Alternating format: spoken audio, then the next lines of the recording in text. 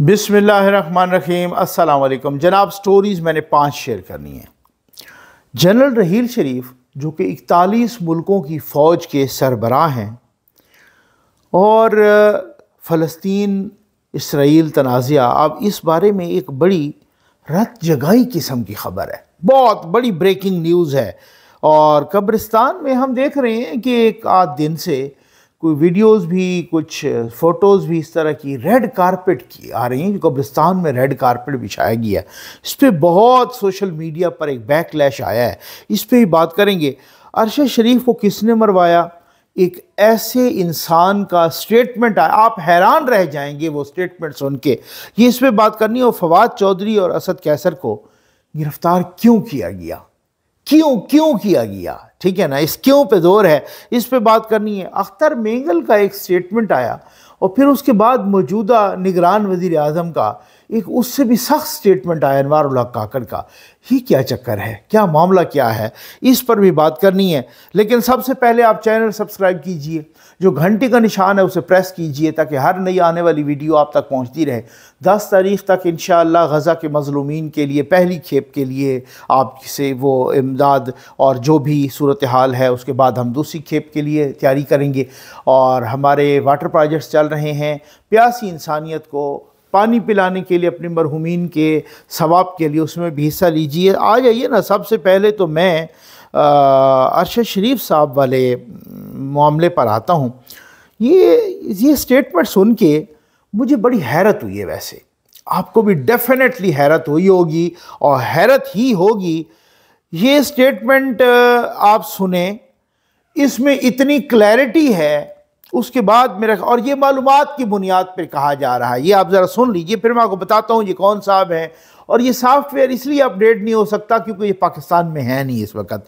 ये देख लीजिए। पेशावर का जो कोर था, पेशावर के कोर कमांडर का नाम लेफ्टिनेंट जनरल फैज हमीद था और मेरी इत्तला के मुताबिक लेफ्टिनेंट जनरल फैज हमीद ने अरशद को पेशावर से बाहर निकाला। और मेरी इत्तला के मुताबिक लेफ्टिनेंट जनरल फैज हमीद जो कोर कमांडर पेशावर थे, उनके एक स्टाफ अफसर ने अरशद को दुबई में रिसीव किया। दुबई में कुछ दिन उसे पुट अप किया, मगर फिर उसी बंदे ने एडवाइस की अरशद को कि आप इधर से फूट लो, आप इधर से निकलो, आपका इधर रिकॉल नोटिस आ गया है, आपको आपके पीछे एमिराती जो अथॉरिटीज हैं वो भी चाह रही हैं कि आप निकल जाएं। अरशद को फिर हैंड ओवर किया गया ARY न्यूज के एक ओहदेदार की तरफ से। ये वो ओहदेदार नहीं है जिनके ऊपर केस चला, ये उनसे एक जूनियर ओहदेदार हैं। इस ओहदेदार ने अरशद को आगे किया, केन्या में वकार अहमद के पास सौंपा और वकार अहमद की कस्टडी में वकार अहमद उनके हैंडलर बन गए। और फिर अरशद काफी दिन वकार अहमद और खुर्रम अहमद, ये जो दो भाई हैं, इनके साथ रहे। इस सब में क्लियरली कहा जा सकता है कि कम से कम पाकिस्तान से दुबई और फिर दुबई से केन्या तक जो लेफ्टिनेंट जनरल फैज हमीद हैं, जिनके स्टाफ अफसर और वो खुद इन्वॉल्व थे किसी ना किसी डायरेक्ट या इनडायरेक्ट हद तक। पेशावर एयरपोर्ट छोड़ना, स्पेशली जब आपके पास 10 FIRs आपके ऊपर लगी हुई हो, पेशावर एयरपोर्ट से निकलना आसान नहीं है। पेशावर एयरपोर्ट से पाकिस्तान के बड़े शहरों में शामिल तो है, मगर पेशावर एयरपोर्ट स्पेशली एक कड़ी नजर रखी जाती है, बिकॉज पेशावर एयरपोर्ट से और बहुत जो उस इलाके में और बहुत उल्टे सीधे जो लोग हैं, तालिबान कमांडर्स रहे हैं, अलकायदा कमांडर्स रहे हैं, TTP कमांडर्स रहे हैं, पश्तून तहफ़्फ़ुज़ मूवमेंट के लोग रहे हैं। पेशावर एयरपोर्ट पे बहुत कड़ी नजर रखी जाती है सिक्योरिटी सर्विसेज की। तो वही सिक्योरिटी सर्विसेज जो अरशद को ढूंढ रही थी, कैसे हो सकता है कि पेशावर एयरपोर्ट से अरशद को अलाउ कर दें कि वो दुबई चला जाए। ये जो अरशद का एग्जिट है, इसमें अब क्लैरिटी आ गई है कि lieutenant general Faiz Hamid, Peshawar core के लोग इन्वॉल्व थे। अब इसके बाद मेरा ख्याल है, और ये शुरली मुझे इसलिए नहीं, जिंदगी तूने मुझे कब्र से कम दी है जगह, पाँव फैलाऊं तो दीवार से सर लगता है। अब आप इमदाद बराए जिस्मानी माजूरान के पैकेज में ज़फ़र नकवी वेलफेयर फाउंडेशन के साथ तामन फरमाइए। ज़फ़र नकवी, मैं जोर दिया अपील करना है, मेरा इलाज करो, मेरे को व्हील चेयर की ज़रूरत है, मेहरबानी करो। नहीं लगती। आपको याद होगा कि मौजूदा DGISI जनरल नदीम अंजुम साहब ने, उस वक़्त जनरल बाजवा साहब आर्मी चीफ थे, इन्होंने एक जो है ना प्रेस कॉन्फ्रेंस की थी और वो पाकिस्तान की तारीख़ में पहले DGISI की प्रेस कॉन्फ्रेंस थी। उस प्रेस कॉन्फ्रेंस में भी इसका जिक्र आया कि जी अरशद शरीफ साहब कैसे एयरपोर्ट तक गए, उन्हें एयरपोर्ट तक पहुंचाया किसने और उन्हें एयरपोर्ट से आगे किसने किया और वो एयरपोर्ट से निकाला किसने, उनकी क्लियरेंस किसने करवाई। ये मौजूदा DGISI की आप प्रेस कॉन्फ्रेंस दोबारा सुन लीजिए, उस प्रेस कॉन्फ्रेंस में भी इस किस्म का जिक्र था। तो ये बहुत बड़ी बात है। मैं समझता हूँ कि अब बहुत सारे पर्दे खुलने लग गए हैं और अब बहुत सारी चीज़ें इस तरह से सामने आने लग गई हैं। ये आ जाए भाई, ये तस्वीर आपको नज़र आ रही है, ये रेड कारपेट बिछा है और ये रेड कारपेट कब्रिस्तान में बिछा है। ये पंजाब के निगरान वज़ीर आला हैं मोहसिन नकवी साहब। अच्छा, बातें बहुत सारी मुख्तलिफ़ तरीक़ों से, मुख्तलिफ़ हवाले से कुछ लोगों ने बातें की कि वो अपने ससुर की कब्र पे फातिहा ख़ानी के लिए, किसी ने कहा किसी अजीज़ के, किसी ने कहा किसी रिश्तेदार के वग़ैरह, ठीक है जी। और ये रेड कारपेट बिछा है, कब्रिस्तान के अंदर रेड कारपेट बिछा है। अच्छा, इस पर ज़ाहिर बैकलैश आना था। आजकल सोशल मीडिया का ज़माना है भाई, आप कुछ भी कर लें, आप सोशल मीडिया ऐसे कोई कंट्रोल कर नहीं सकते। सोशल मीडिया को तो खुद उन्हीं का ही है, लेकिन वो खुद नहीं कंट्रोल कर सकते। अमेरिका या कनाडा ये इस तरीके से, अगर वो कंट्रोल कर सकते होते तो ये अभी जो गज़ा में हो रहा है, इसराइल में हो रहा है या जिस तरीके से, तो वो तो डेफिनेटली कंट्रोल कर पाते। लेकिन उसके बावजूद भी चाहे जितना कंट्रोल करते हैं तब भी वो ये सोशल मीडिया इस तरह का मीडिया है कि ये पता चल जाता है। तो अच्छा, अब उसके बाद मोहसिन नकवी साहब का भी एक स्टेटमेंट आ गया और वो कहते हैं कि मुल्क दुश्मन दहशत गर्दों के ख़िलाफ़ जंग में जामे शहादत नोश करने वाले SSP अशरफ मार्थ शहीद की कब्र पर सलामी की तकरीब से अगर किसी को तकलीफ़ होती है तो इसका इलाज अल्लाह ताला ही कर सकते हैं। शहीदों के हर कब्रिस्तान और रास्तों को सुर्ख फूलों से भर भी दिया जाए तो भी इनका कर्ज अदा नहीं किया जा सकता। मंडी बहाउद्दीन वाली तकरीब शहीद को सलामी देने के लिए थी, लेकिन इसकी बजाय सिर्फ रेड कारपेट दिखाया जा रहा है। ना मुझे कभी प्रोटोकॉल लेने का शौक़ था और ना ही मैंने बतौर वज़ीर आला सरकारी प्रोटोकॉल लिया है, लिहाजा हक़ाइक़ मस्ख़ करने से परहेज़ किया जाए तो बेहतर होगा। अब बात यह है, मुझे पता है कि वज़ीर आला साहब इतना को प्रोटोकॉल वो नहीं लेते और वो हॉस्पिटल्स में पहुंच जाते हैं और बाकी जगहों पे भी, लेकिन जो इनकी ये वजाहत है, ये बड़ी भोंडी सी वजाहत है, ये बहुत भद्दी वजाहत है, ये बहुत फजूल और बेकार वजाहत है। उनको कहना चाहिए था जनाब किसी ने बिछा दिया, मैं इस पर सॉरी करता हूँ और ये अशरफ मार्थ शहीद की कब्र पे मैं गया था। सर आपने ये रेड कारपेट ये सारा कुछ अशरफ मार्थ शहीद के लिए नहीं बिछवाया या उन्होंने नहीं बिछाया था। अगर उन्होंने ही बिछाना था तो फिर कब्रिस्तान में हमेशा के लिए रेड कारपेट लगा दिया जाए या उनकी कब्र तक हमेशा के लिए एक फुटपाथ टाइप इस तरह की चीज़ बना दी जाए। कब्रिस्तान में ऐसा पॉसिबल नहीं होता। तो कब्रिस्तान में आप जब गए हैं तो जो शाह से ज़्यादा शाह के वफ़ादार थे उन्होंने आपके रास्ते में रेड कारपेट बिछाया है, तो आपको उसी वक्त कह देना चाहिए था कि ये क्या आपने बेवकूफ़ी की और क्या भांड मारा। और अगर हो भी गया था तो इस पर माजरत ही बनती थी, इस पर वजाहतें नहीं बनती थी, एक्सप्लेनेटरी बयान और ये इस तरह के ट्वीट्स और पोस्ट नहीं बनते थे। और भर ये आपके असद कैसर और फवाद चौधरी को गिरफ़्तार किया गया, किस लिए? मैंने आपको असद कैसर की गिरफ़्तारी के बारे में बताया भी था कि असद कैसर साहब एक प्रेस कॉन्फ्रेंस में नज़र आ रहे थे परवेज़ खटक के साथ, फिर उसके बाद वो गायब हो गए, कल्टी मार गए, ठीक हो गया ना। और फिर उन्होंने चंद रोज़ पहले मौलाना फजल रहमान साहब से मुलाकात भी की, तो फिर उन्होंने वो बताया जा रहा है कि कुछ वादा खिलाफ़ी की, उन्होंने कहा था हमें को टाइम दिया जाए। इसी तरह से फवाद चौधरी साहब भी इस्तेकाम पाकिस्तान पार्टी जब लॉन्च हो रही थी उसकी तकरीब में भी नज़र आए थे फवाद चौधरी साहब। अच्छा, फिर जब वो डिनर हुआ उस डिनर में भी नज़र आए और उनके इस्तेकाम पाकिस्तान पार्टी के फ़याज़ुल हसन चौहान ने भी कहा कि वो आए थे, एक दो तीन फंक्शंस में वो मौजूद थे। उसके बाद वो कल्टी मार गए, वो भी और अली जैदी भी, और फिर उसके बाद उन्होंने धोखा दिया, उन्होंने वो नहीं आए, ठीक है ना। अब समझ आ गई होगी आपको, बड़े अच्छे से समझ आ गई होगी। मतलब मैं तो ये हैरान हूँ ना भाई, जो लोग चूना लगा रहे हैं हमारे यूथियों को, दोस्तों को, और वो उनको कह रहे हैं कि जनाब बस इमरान खान आज आया कल और अगले हफ्ते वो वज़ीर आज़म बनने लगा है, वो सिर्फ उनको चूना ही लगा रहे हैं। खान साहब के लिए सियासत के दरवाज़े अभी तक पक्के बंद हो गए हैं सियासत के। और अब वो जो सूरत हाल है उनकी पार्टी, अगर कोई कहे, मुझे नहीं लगता किन हालात में कोई वो इलेक्शन लड़ सकते हैं। अभी तक तो उनको एक जलसा करने का भी नहीं है।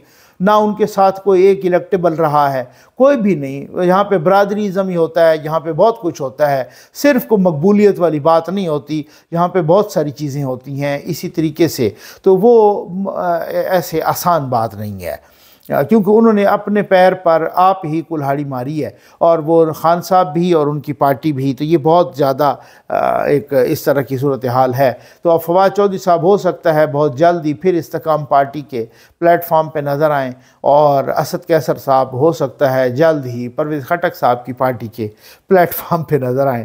तो खैर अब उसके बाद अख्तर मेंगल साहब, मैं वो आता हूँ उस ख़बर पर जिसका मैंने रात जगाई किस्म की ख़बर आपको देनी है। बड़ी ब्रेकिंग न्यूज़ है। रहील शरीफ साहब और जनरल रिटायर्ड रहील शरीफ 41 मुल्कों का एक जो है इत्तेहाद इस्लामी मुल्कों का, और वो बड़ी ख़बर उसके बारे में रात जगाई किस्म की ख़बर है। अब अख्तर मेंगल साहब का एक बयान आया, ये बयान मैं आपको सुनवाता हूँ कि अख्तर मेंगल साहब का बयान क्या है, ठीक है ना। ये ज़रा आप सुने और उसके फ़ौरन बाद दूसरा बयान, और ये सुन लीजिए। टारगेट था इन पॉलिटिकल पार्टियों का कि इस 16 महीने में हम अवाम की हमदर्दियां हासिल करने में कामयाब हो जाएंगे, उसमें हम सब नाकाम हो गए हैं। और जिस अंदाज में हमारा एग्रेसिव एक वो था, मूव था कि हम बुलडोज करके जो पीटीआई के जो वोटर हैं उनको जो बुलडोज करके सब अपने उसमें हम नाकाम रहे हैं, और डिलीवर भी हम कुछ कर नहीं पाए, मां सिवाय अपने केसेसों को जो निपटाया हम लोगों ने। नैब की कवानीन में तरमीम लाए, इलेक्शन रिफॉर्म के नाम पर वो रिफॉर्म जो लाए जो हमें सूट करते हैं वो हम ले आए, और उसके बदले में जो नफरत पैदा की गई थी पीटीआई के खिलाफ वो उल्टी हमारे खाते में चली आई। ये तो साहब आप उसका हिस्सा बने क्यों? आपको हिस्सा बनना ही नहीं चाहिए। और जब वो हुकूमत चली गई 16 माह की, तो अब उसका मतलब ये होता है कि जो अच्छाई है वो भी सारे शेयर करेंगे, जो बुराई है वो भी सारे शेयर करेंगे। तो इस तरीके से आप अपने कंधों से उतार के उधर नहीं। लेकिन असल मामला ये नहीं, असल मामला ये है कि इन साहब ने ख़त भी लिखा था नवाज शरीफ साहब को, आपको याद होगा, और उन्होंने कहा था कि ये काकड़ साहब को बनाना इस तरीके से, तो ये तो इसके मुतरादिफ है कि आप हमें वहाँ सियासत की इजाज़त ही नहीं दे रहे। काकड़ साहब शुरू ही से उनके मुखालफिन में हैं। अब काकड़ साहब ने एक स्टेटमेंट और एक इंटरव्यू है उनका वो दिया, और ये बड़ा अजीब व गरीब है। अगर ये ऐसा ही सच है तो उसकी पूरी तहकीकात भी होनी चाहिए। ये क्या फरमा रहे हैं? मिसाल के तौर पे पाकिस्तान के आईन में you can not have a armed militia, neither an individual nor a group, ये आइन कहता है। और इस आइन की सुपरमेसी पे मेरे ख्याल में मेंगल साहब, जिनका पूरा नाम सरदार अख्तर मेंगल है, वो उसकी सुपरमेसी की जद्दोजहद के हवाले से अपने आप को मुख्तलिफ फोरम्स पे पेश करते हैं। उनके क्रेडेंशियल्स भी हैं, क्योंकि वो इस जंग को लेके चल रहे हैं, इसलिए मुझे उनका नाम लेना पड़ रहा है। उनके अपने सगे भाई हैं, जावेद मेंगल साहब नाम है उनका, इसीलिए मैं मेंगलों में कंफ्यूज होता हूं कि किस मेंगल की बात कर रहे हैं। वो लश्कर बलोचिस्तान चलाते हैं, और लश्कर बलोचिस्तान एक आर्म्ड ऑर्गेनाइजेशन है जो कि टेररिज्म के एक्ट्स में इन्वॉल्व है। BLA है, BLF है। ये एक आर्म्ड कॉन्फ्लिक्ट जो है उस सूबे में इन्होंने जनरेट की हुई है, इनिशिएट की हुई है, और उसके रिस्पांस में एडमिनिस्ट्रेटिव मेजर्स जब लिए जाते हैं, वहां पे जगह जगह पर हो सकता है कि रियासत पे भी क्वेश्चंस रेज हो। ये जो कॉन्फ्लिक्ट को समझने का और डायग्नोस करने का अमल है, ये अगर दुरुस्त नहीं होगा तो बात हल की तरफ जाएगी ही नहीं। अगर हम ये समझ रहे हैं कि बलूचिस्तान के अंदर पुलिस, लॉ एनफोर्समेंट एजेंसीज वो वैसे ही चलते चलते कोई अख्तर मेंगल साहब के कजन को उठा के ले जाते हैं कि चलो यार ये अख्तर मेंगल का कजन है, इसकी शक्ल मुझे पसंद नहीं है, इसको मैं गायब कर देता हूं, ऐसा कुछ नहीं है। वहां पर ये तमाम के तमाम आर्म्ड ग्रुप्स, इन्होंने लगभग हजारों लोग कत्ल किए हैं। कितने? सैकड़ों नहीं, बीसियों नहीं, हजारों लोग। अभी जब मैं और आप गुफ्तगू कर रहे हैं, परसों रात तुर्बत में पुलिस स्टेशन में जो मजदूरों ने प्रोटेक्शन ली हुई थी उस पे हमला करके पुलिस वाले भी शहीद किए, मजदूर भी शहीद किए। अब आप अंदाज़ा कीजिए इतने संगीन इल्ज़ामात। असल में हमारे यहाँ एक मुसीबत है।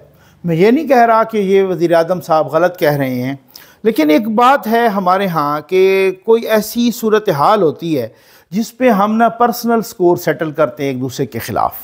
अब अख्तर मेंगल साहब को अब ख्याल आया कि जी हम तो बस नाकाम हो गए हैं, वो मज़े लेते रहे हुकूमत के, उसके बाद वो नाकामी का अपने यहाँ कंधों से उतार के उन्होंने सारा वो 16 माह की हुकूमत पे फेंक दिया। अब वज़ीर आज़म साहब ये कह रहे हैं तो भाई इसकी पूरी तहकीकात होनी चाहिए और अख्तर मेंगल के ख़िलाफ़ पूरा एक्शन लेना चाहिए। क्योंकि हमने माजी में देखा ना सर, माजी में हमारा रिकॉर्ड बहुत ख़राब है। कल को हमें बताया गया कि तहरीक लब्बैक जो है वो तो कोई इंडियन एजेंट है, वो तो उनको तो फंडिंग इंडिया से आ रही है, उनको तो ये उन पे पाबंदी लगा दी गई, उनको कलअदम करार दिया गया। बताने वाला कौन था? उस वक़्त के वज़ीर दाखिला शेख रशीद साहब। बताने वाले कौन थे? उस वक़्त की हुकूमत, उस वक़्त के वज़ीर आज़म इमरान खान साहब, उस वक़्त की ये सारे बताने वाले थे, पूरी हुकूमत बताने वाली थी, वज़ीर कानून बताने वाले थे, मुख्तलिफ लोग बताने वाले थे, इनकी अपनी हुकूमत बताने वाली थी। बाद में अब हमें पता चला कि 2 दिन पहले सुप्रीम कोर्ट में 2-4 दिन पहले हुकूमत ने एक रिपोर्ट जमा करवाई है और उसमें तहरीक लब्बैक को क्लीन चिट मिल गई है। तो हम ये किस तरीके का आवाम को कंफ्यूज करते रहते हैं और हम कौम को किस तरह से चूना लगाते रहते हैं। तो ये एक मैं समझता हूँ बड़ी बदकिस्मती है। इसी वजह से बहुत सारे लोग मायूस हो जाते हैं कि यार ये क्यों ऐसा क्यों हो रहा है। आ जाए भाई, ये फ़लस्तीन का जो इशू है, मैं एक आपको पहले छोटी सी एक क्लिप दिखाता हूँ। ये पता नहीं, मुझे नहीं पता कौन सा स्कूल है, सोशल मीडिया पे वायरल है।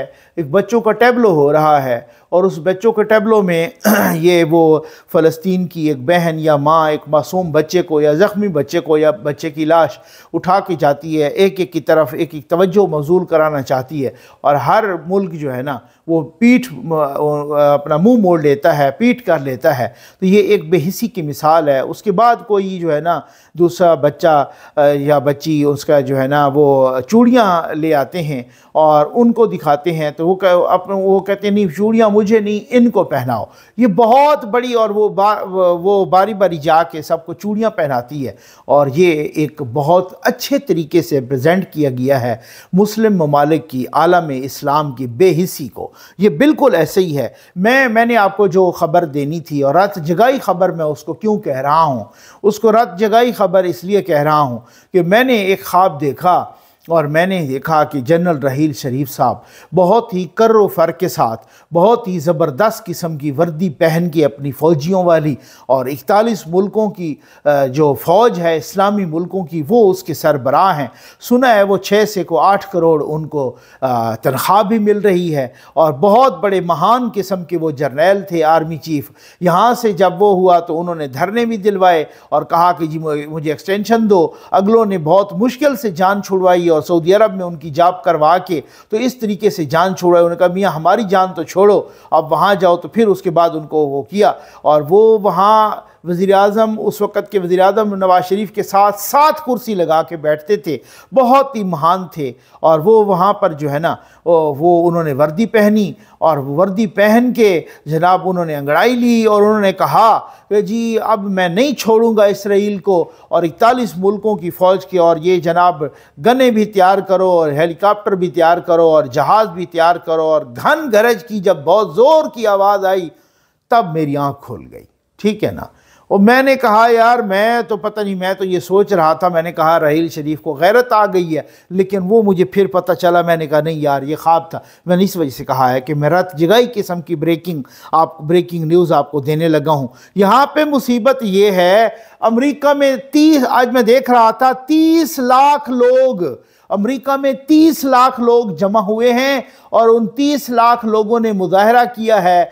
क्या बात है, मुजाहरा किया है फ़लस्तीन के हक़ में, फ़लस्तीन के परचम उठा के इस तरीके का। और जो बाइडन के ख़िलाफ़ ये मुजाहरा हुआ है जो जंग रोकने नहीं देता। वैसे मैं आपको बताऊं वैसे बड़ी ये भी एक बहुत ही यानी कि ये अनफॉर्चुनेट है, इसमें कोई वो है दो राय नहीं है। बहुत बड़ा जुल्म हो रहा है, बहुत बड़े एक किस्म का अनप्रेसिडेंटेड चीज़ के सिविलियन की इस तरीके से डेथ हो रही है, इस तरीके से गज़ा के मज़लूमीन औरतें बच्चे मर्द ख़ास तौर पे बच्चे जिस तरीके से जाम शहादत नोश कर रहे हैं वो इस तरह से। लेकिन ये भी एक बहुत बड़ी हकीकत है कि पहली दफ़ा इसराइल को मुंह की खानी पड़ी है हमास से, पहली दफ़ा सारी इंटेलिजेंस फेल हो गई है, पहली दफ़ा उसका गरूर ख़ात्म मिला है, पहली दफ़ा जब वो घुसा है तो अब वो गज़ा उसका कब्रिस्तान बन रहा है।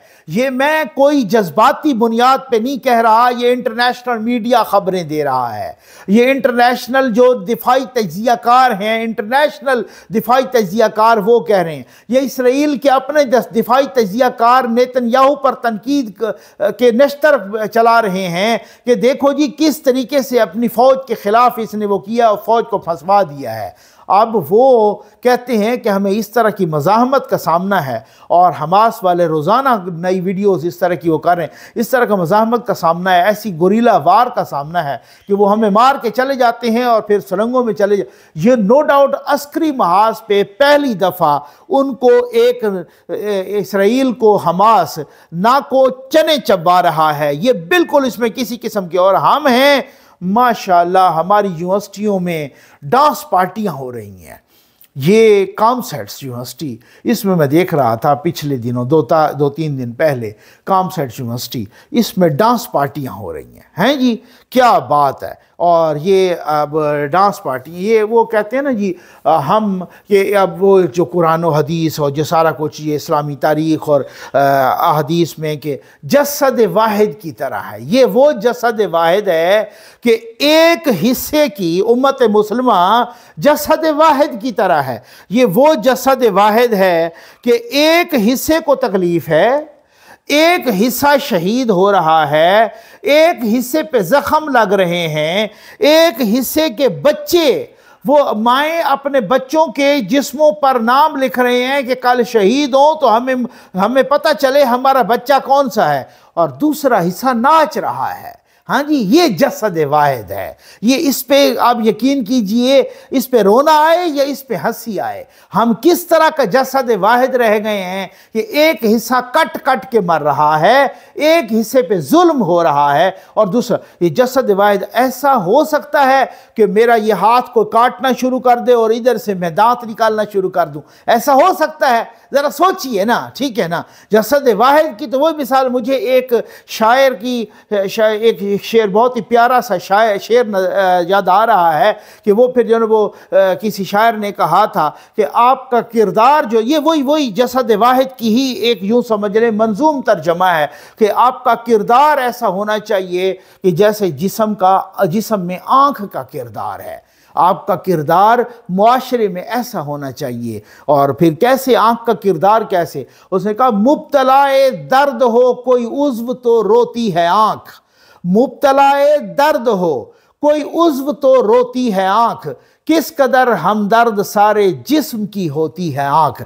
ये किरदार होना चाहिए, इंसानियत का भी यही किरदार होना चाहिए मुआशरे का, और हमारा तो फिर मुसलमानों का इस तरीके से। आज हम देख रहे हैं कभी वो बरतानिया के वज़ीर आज़म जहाज़ भर भर के असले के इसराइल जा रहे हैं, कभी क्या हो रहा है, तो कम अज़ कम यहाँ पर भी कोई गैरत का मुजाहरा होना चाहिए भाई, और एहतजाज तो होना चाहिए कानून की नज़र में, और इमदाद तो वहाँ जानी चाहिए कानून की नज़र में, कोई मजम्मत तो होनी चाहिए। कोई ये तो नहीं है कि आप जाके वहाँ पे लड़ें या वहाँ पे, या इतना तो आपसे हो ही नहीं पाएगा।